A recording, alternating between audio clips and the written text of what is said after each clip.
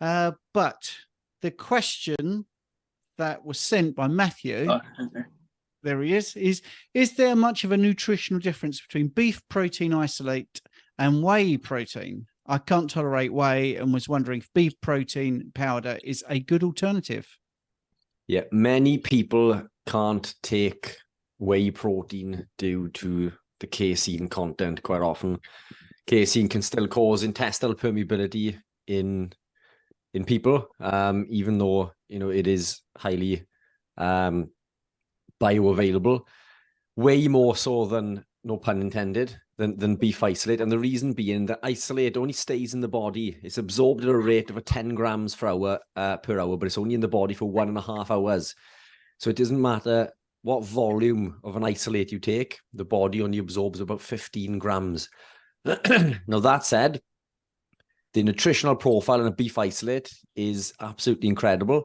And I am making a beef isolate protein, but unfortunately, funds at the moment are scarce. So it's on the back burner until the new year. But yeah, the long and the short is nothing wrong with beef isolate. It just doesn't absorb. It does absorb. It acts too quickly, in fact, that it's out of the body. It doesn't act in the same way that meat would, if that makes any sense. If you eat a piece of red meat, it takes days for the body to digest and absorb those nutrients, whereas the isolate is just in and out. But it's a good clean option if you can't tolerate a whey-based protein. That's really good. And Matthew also had a follow-up question. For bodybuilding purposes, is 3 to 4 meals a day better than 2? Gabrielle Lyon says the research shows 30 to 60 grams of protein per meal is optimal for muscle building and maintenance. She also says anything extra turns to glucose and there is no additional benefit consuming more in one meal. No, the extra doesn't turn to glucose. That's a myth. Gluconeogenesis is demand-driven. It only occurs when the body needs it to. For the same reason, you don't need to consume exogenous glucose or carbohydrate. The body will make any carbohydrate or glucose that it needs. The amount of protein in grams that she referenced is probably about right. I usually go for close to 50 grams from a dietary source as a ballpark figure, but it's the amount of leucine that activates mTOR and then therefore gives the anabolic signal, and that's around 3 grams of leucine. So 3 grams of leucine is typically 6 eggs or a chicken breast or a piece of steak. But 50 grams, if you aim for 50 grams from animal protein in general, you should hit the 3 grams of leucine, which is going to elicit that mTOR reaction. The mTOR reset, it resets a lot quicker from mTOR than it does through IGF-1 or carbohydrate, for example. When we elicit an mTOR reaction through carbohydrate, it's maintained a lot longer, but it doesn't mean you benefit more. It just means that you may experience the downstream deleterious impacts of chronically elevated mTOR, which we know through people who suffer with Laron syndrome and things that cancer is scarce in them, and it's through this lack of IGF-1. So it's ideal to activate mTOR directly, which we can do through leucine, and again, that's 3 grams of leucine. The mTOR reset is around 3.5 to 4 hours. So optimally, you could activate mTOR through 2 different processes, but up to 4 times in one day if you were careful or clever. So in theory, we could fast from, say, 8 p.m. until 8 a.m. and then train or do a workout. Working out will activate mTOR directly. So that's one mTOR activation. We could eat 4 hours later, 4 hours after that, and 4 hours after that again. So technically eating 3 times in one day, training once without eating immediately after would activate mTOR 4 times. And 4 times is the optimal. Any other activations are not going to do anything. But you're not going to miss out if you're only doing 2 or 3 mTOR activations. So don't feel that you have to get that third meal in every day. When I was bodybuilding, I would aim for 4, but I would quite often accept 3 because sometimes work and life gets in the way. It's difficult to hit the gym at specific times and eat meals on the go. But even to do it twice, that would technically be a lot more than a standard bodybuilder would elicit an mTOR reaction, because they're doing so through carbohydrate, constantly eating every 2 hours. They'd activate an mTOR typically 1 to 2 times in a day, but we can elicit it 4 times through living our lifestyle. But 3 grams of leucine is the key. If I can just butt in there, Rich, sorry, Steve. I was just gonna say, we had this chat before, Rich, about people keeping their mTOR elevated all day and how bad it can potentially be for us. So do you want to explain that? Yeah. So it's basically, the mTOR is an anabolic signal, and we need it. It's been essential for growth, especially in our early ages, as through our teens, through puberty. But we need a balance. So there's 2 components. You have mTOR, which is anabolic, and AMPK, which is catabolic, and they work against each other almost like in a seesaw effect.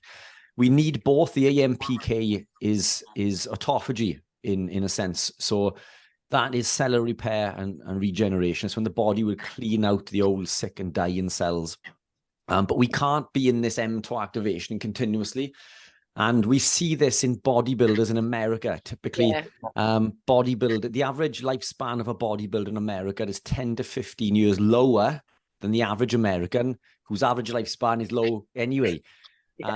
It's been blamed on anabolic steroids, but the research that I've done shows that I don't believe that it is. I'm not saying that isn't a contributing factor. I don't really know enough about long-term abuse of substances and things. But if we look at what they are doing, and what we do know from a nutrition standpoint, is that they are over-consuming carbohydrate, eliciting this insulin resistance, but constantly eliciting this mTOR reaction. They eat. I knew a guy that I used to work with who used to set his alarm to go off every 2 hours, so he would eat every 2 hours, even through the night. And that's not good. You can't be breaking your sleep as well. That's when the body's healing and repairing. But it did work to a fashion.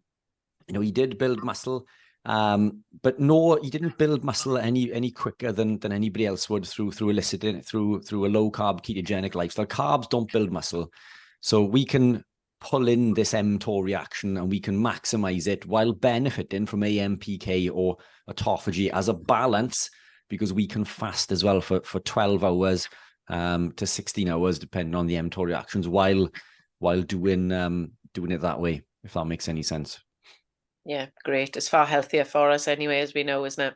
So yeah, definitely. And to do so without eliciting IGF-1, and IGF-1 I think is where the issue is. It's not so much the mTOR, but I think it's this chronically elevated level of IGF-1 through carbohydrate. So how can we help you further? Well, I was just going to say, thank you for answering my questions. It's just there's so much contradictory information on YouTube and the internet and things. Like, I do listen to other people that aren't carnivores. I follow someone called Jay Vincent, who is sort of into high intensity training, but of course he says that you need carbs to build muscle. There's Dr. Gabriel Lyon that says what I've basically messaged you guys about. It's just so confusing what to do sometimes. Yeah. Well, I'm just showing you. I'm just going to show you one study. I think there is a lot of this myth about the 30 grams, but there was a study where they thought they could prove this, and they were having different weighted people and assuming how much protein they would need. So they had a 120-pound person. And I will admit, in this study, they admitted their mistakes and they were very upfront. And they believed that this person would need a minimum of 22 grams of protein, and the 200-pound person might need a minimum of 36. When they did the study, in both those cases, 40 grams was better than 20. And the study clearly showed that the response of muscle protein synthesis following whole body resistant exercise was greater following the 40 grams than the 20 grams of ingested protein. There's a link there. And they concluded that the more muscles you work out and the level of fatigue will mean the more protein you will need. In fact, when they got to the conclusions, they went completely the other way and felt that you could possibly have a carte blanche sort of maximum of 100 grams per meal.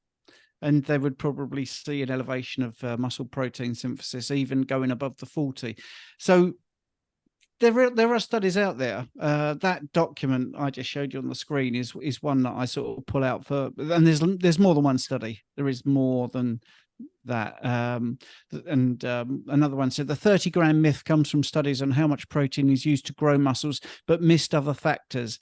How much protein protects against muscle breakdown and increases whole body insulin sensitivity. And I think what Rich was saying there about mTOR activation, it is more than just you eat a certain amount of protein and your muscles get bigger. There's other things going on.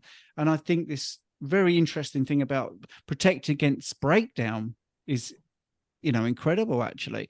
And so, I mean, there is so many studies that I could show you that all go, you don't need to worry about the 30-gram myth. So it was a good question, though, Matthew. Can I just add? Yeah, I was going to say, I remember you doing a video on YouTube actually not so long ago, and I think that's where I've got confused, because I remember you saying that there was a study saying that you could possibly absorb up to 100 grams per meal, but then I see other people saying 30 to 60 and that. I think I'm just going to listen to carnivore people now, because it just seems like other people just don't get it right, honestly. I mean, no offense to other people, because there are some very knowledgeable people who aren't carnivores or in the keto space, but it just feels like because they're not doing a keto or carnivore diet, I'm not sure they really understand things from our point of view. Yeah, people are still in this whole belief system that we need carbohydrate to live. We need carbohydrate to build muscle. Is my screen sharing there now, Steve? Yeah, absolutely. Yeah. So I mean, this is taken from one of the public speaking events that I do on athletic performance, and this looked at whether the co-ingestion of carbohydrate and protein increased muscle protein synthesis, and it had no effect. So the additional carbohydrate did not affect or increase muscle protein synthesis whatsoever. And they revealed it was the same with this study, and this study after study after study. Now, the belief that carbohydrate does elicit more muscle protein synthesis comes from people's opinions. Basically, if you were to put carbohydrate in, your muscles would appear bigger because of the glyco and water. Definitely. And that may even add leverage to make you stronger also. But when we test this, it's always done on people who are new to carnivore or keto and haven't upregulated specific enzymes and pathways within the body, like the monocarboxylate transporters and specific enzymes within the muscle that allow the body to utilize ketones for fuel.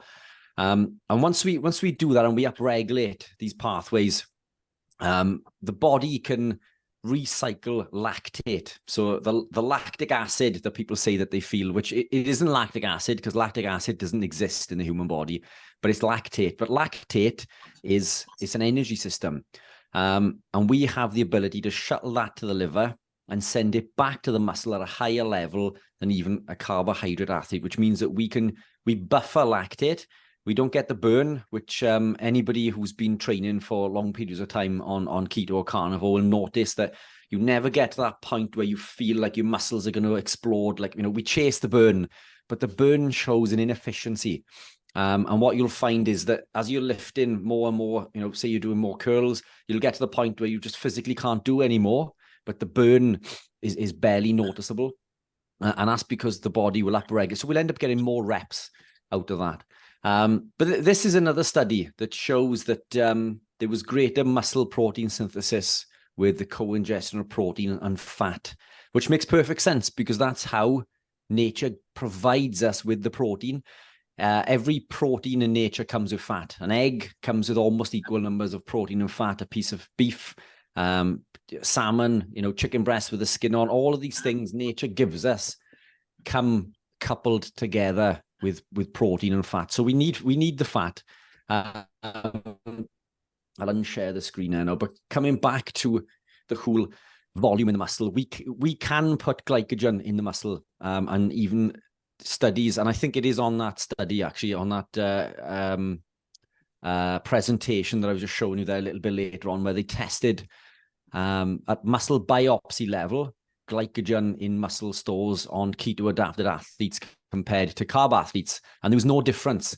So even from a carb perspective, where we could argue that adding carbs is going to add water and glyco, make you bigger and fuller and add more leverage, we can also argue then that as you adapt, the body will upregulate these systems and pathways to allow you to upregulate glycogen in the muscles. So we have glycogen. It's a myth that we don't. But as you've probably noticed from the podcast that I did with Professor Noakes recently, we don't actually need muscle glycogen, not for energy, at least anyway. Blood glucose is important, and we need 5 to 10 grams per hour, and that we can obtain comfortably through living a ketogenic carnivore lifestyle and getting through the process of gluconeogenesis, which we mentioned earlier. So we don't need any exogenous carbohydrate, and we can further augment that muscle size and that water retention with creatine monohydrate, because that will pull water into the muscle, and that will, and in fact, a lot of the increased strength gains associated with creatine come from the water retention over the creatine itself. Creatine is amazing. It's brilliant for the brain, as Sara will probably tell you shortly. Creatine is incredible for the brain. So it isn't just for that whole thing about creatine for the meatheads in the gym. It's a load of rubbish, because if you take creatine, then you're probably quite intelligent.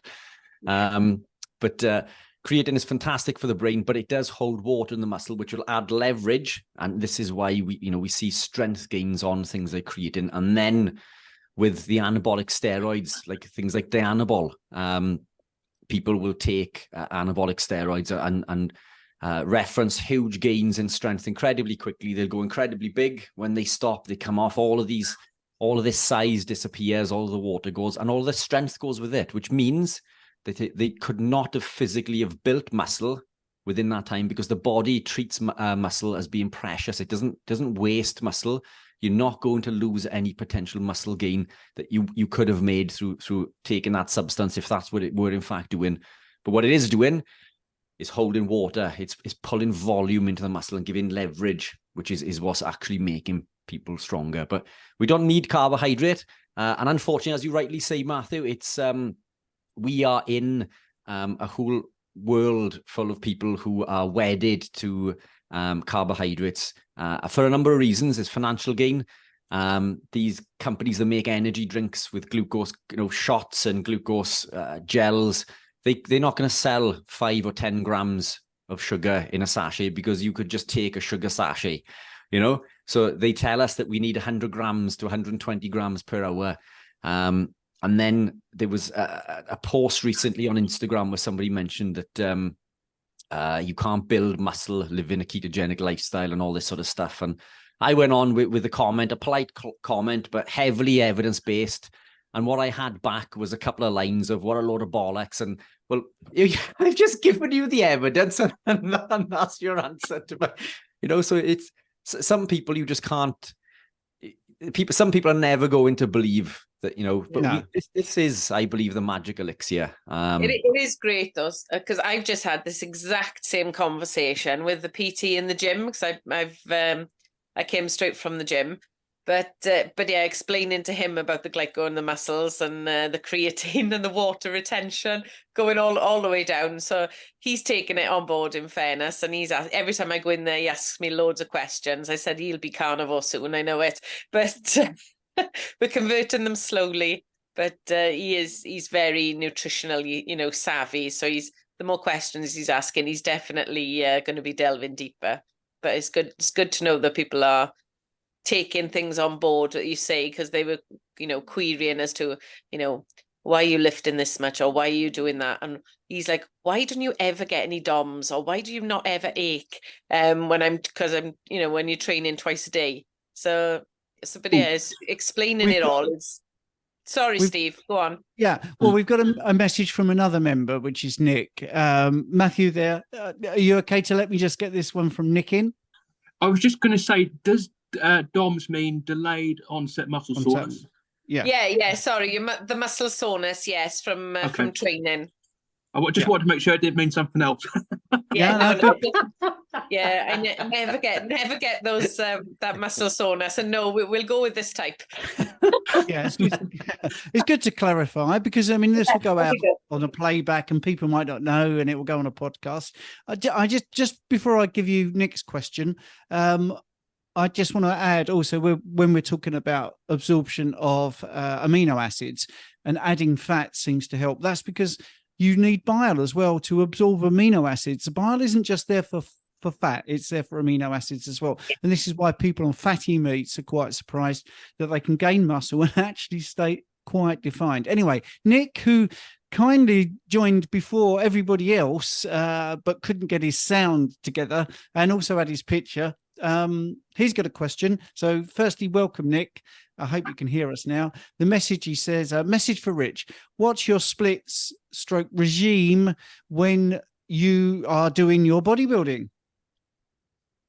As in training? I'm assuming training, yeah. Yeah, so I tried and experimented with lots and lots over the years, but what I found built muscle the quickest, and this is based on research and science. So what I'd always try to do is look at the science in regards to everything, and I'm always open to things as well, because obviously living our lifestyle, it has taught me that we shouldn't believe any one thing that one source has to say. So if another source were to throw something else into the mix, then I would look into that to see if there were any truth in it. If somebody told me that a research paper came out that's spinning, around and around in a circle 10 times until you were dizzy and fell over before training would build muscle quicker, You've tried it. I'd certainly look at the research. At the end of the day, I do this because I'm trying to be the best version of myself. And we are in a community where we're constantly up against people who are on, not just carbohydrate, but other substances and things as well. So we're up against it as a group. And I always want to prove these people wrong. Now, that said, I'm always in pursuit of optimal health. So I want to be the healthiest and fittest that I can be. But in regards to the training, what I found worked best was training no longer than an hour. 45 minutes was optimal. I would do specific muscle groups on specific days, but they wouldn't be on set days. They would be on days where I wasn't aching from that previous session. So if it came up to chest day today, but my chest wasn't right, then I would train something else. I would do rep ranges of 12 to 16, doing eccentric movements. So rather than exploding, concentrating on the eccentric coming down, because we're stronger on the eccentric movement than we are on concentric. And that would be like 80% of my training. And I would go for heavier now and again. But later on in competing, I left the concentric, or too much of the concentric at the door, because ego gets in the way, and you want to go in and you go into a packed gym and you want to lift a big heavy weight, and then I used to injure. So I came away from the big heavy lifts. Most of my work was done on the eccentric movements, but it was 12 to 16 reps, 3 to 4 sets per muscle group, and I would do 3 to 4 movements within that muscle group. Get in, get it done. A minute, 2 minutes max in between. Sometimes I'd even superset, but bang, as soon as that 45 minutes was done, then I was done. I would push to an hour occasionally, but I'd never go over an hour in the last couple of years, because when we go over an hour, we elevate cortisol. This affects the adrenals, and it elevates cortisol to the point where we become catabolic, and we end up undoing all of the hard work that we've just spent doing. And for this reason, this is why I wouldn't run just after a weight session. So I wouldn't train weights in the morning and then go for a run immediately after. It would be one or the other. And if I quite often, most of my career was spent on no cardio at all. As most of you know, I'm new to running and cycling. But if I were to do, what did I used to do? The cross trainer now and again. I used to jump on the elliptical now and again, the step mill, because early on I was still in that belief system that we need cardio. But 2 years into training, I stopped all the cardio anyway. More so to prove a point, because I cut, I think it was how much it was a lot anyway. It was a couple of stone that I cut in 5 weeks to compete in a competition on zero cardio, and I documented it every day to show that, you know, how powerful being ketogenic was. It was well in excess of 30 or 40 pounds that I cut in 5 weeks.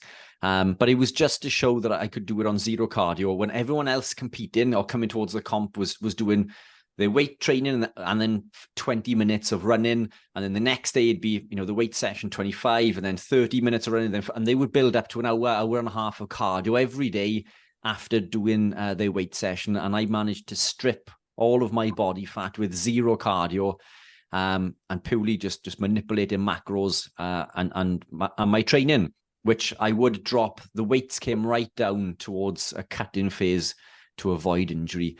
But it was as simple as that. I used to make sure that I had plenty of protein, always at least 1 gram per pound of body weight. The fats I would manipulate, and that's where the cutting would come in. It would there was not one day was the same when it came to cutting, because I would go by the calipers and later on the body composition machine that I had. But I would manipulate. So when people ask about macro, quantities and things coming into a comp, what would your strategy be? It would change on a daily basis depending on mood, mental focus. Because when you cut fat, obviously we need fat for the brain. I would find it incredibly difficult to concentrate, as Sara would notice when we were doing Fat Club, coming towards a comp one day. I was giving a presentation and I couldn't even read what was on the screen because I was so deprived of fat for my brain. But yeah, it's there's a fantastic presentation that I did in Sara's rugby club, as it happens. I say that as if she owns it, but yeah. I'll pop that into the Mighty Networks after this. It's a fantastic presentation. It looks at all aspects of training, optimal nutrition, and why certain things are not ideal for bodybuilding or training in general. Fire away, Steve. Well, I just want you to confirm, when you said you were cutting fat, were you cutting body fat or was you cutting eating? Were you talking dietary fat? To cut body fat, I would cut dietary fat. So basically, I would seamlessly flick the switch from dietary fat to body fat. So I would reduce the amount of dietary fat that I would be consuming in order to signal my body to eat more stored body fat, which is why it's there. The difference is that I would take it to an extremity that was not healthy. But, these things are not healthy. They're not good for us. But, it was fit for purpose. I had a goal that I wanted to achieve. And living this lifestyle allowed me to achieve that, and some. I could not. Could I put the question to Sara, because she's doing a completely different thing, isn't she? The question was from Nick about splits regime for bodybuilding, and you just drifted into doing bodybuilding and not running at the same time. Well, Sara's doing a triathlon, which is very mixed, isn't it? I wonder if Sara could just touch on her training. Yeah, so it's currently obviously a lot of cardio, because it's the running, the swimming, the cycling, or the high intensity spinning, cycling, especially now over the winter. But yeah, I'm also doing 4 strength gym sessions a week, and 3 like Pilates as well for stretching. So I do a mix of everything. So I'm probably doing probably 2 things a day to try and keep on top of everything, but it'll be a mix of gym and cardio. But that's because my end goal is triathlon rather than bodybuilding. Whereas obviously if I was just trying to build muscle, it would be, more of the gym and less of the cardio. But it's for next season's races. I'm just prepping now through the winter. That's brilliant. Sorry, Rich, I didn't want to cut in too much, but I just thought, because such a variation in your training, isn't there? when you were talking about bodybuilding, and then training for triathlon is basically doing strength and endurance, which is a tough one to balance, isn't it? Yeah, it is. And it's one that I'm struggling to balance, to be honest. So a lot of my training has been suffering because of work commitments. But that's how I would split is, even doing that, I would try to do, if you were doing strength training and conditioning, do that one period of the day, i.e. the morning, and try to do, the cardio sort of piece at the end or later in that day. Try to split them so you're not doing them both in one session for that reason of trying to keep cortisol a little bit lower. But it does become impossible, especially when you go on like a 7-mile bike ride. but yeah. I just wanted to alert members who are watching this in the replay. I know we've got 2 in. On the welcome page, there's now a free course, just a very quick course. If you want an introduction to understanding low carb and ketogenic diets, I've just put a course on there for you, which is just very simple. There's no videos. It's just all text-based, but it's very simple, very to the point. So make sure that you investigate every area. If you remember, you're not quite sure what to do, you've got the feed there, which is basically, as it says, the feed. It's a bit like Facebook, because I've had a few messages from people saying that they find Mighty Networks difficult to navigate. So if you go into the feed, see, here we are. Here's what we're doing right now. That's top of the feed. And that's where Matthew has put his question, and also Nick put their question.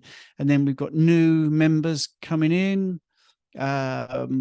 Obviously, there's a lot of news from me today. There's a playback from last week's question and answers. The QR code, if people want to join Fat Club, if you into all the technology. So again, another member joining, lots of members joining, which is really good. Ancient bus driver there. So we're getting loads of people coming in. You can then discover new things. There's events if you want to see what's coming up. At the moment, we've got every single Monday, we've got a live stream that we're doing right now. And then in the community tab, there are things in there as well. So you could look in the community and you can post pictures of what you're eating. I mean, the thing is, you will see pretty much the same as we've just seen, because I've made sure that everything goes to both feeds. But there's Jane with her fish, surf and turf there. And also this. Now, this is one thing that I think members are missing out on. What would members like us to talk about during a question and answer session, as we're doing now, or some pre-recorded content? So you can tell us what you want, and that's in the community section in the feed area. Okay, so make sure you have a look and have a good search around what's in these places. And again, you can find the events, you can find other members. If you want to speak to other members, you can click on there, because we're not shy here. The idea is to support each other. And anyway, so that's just my little navigation of the Mighty Networks.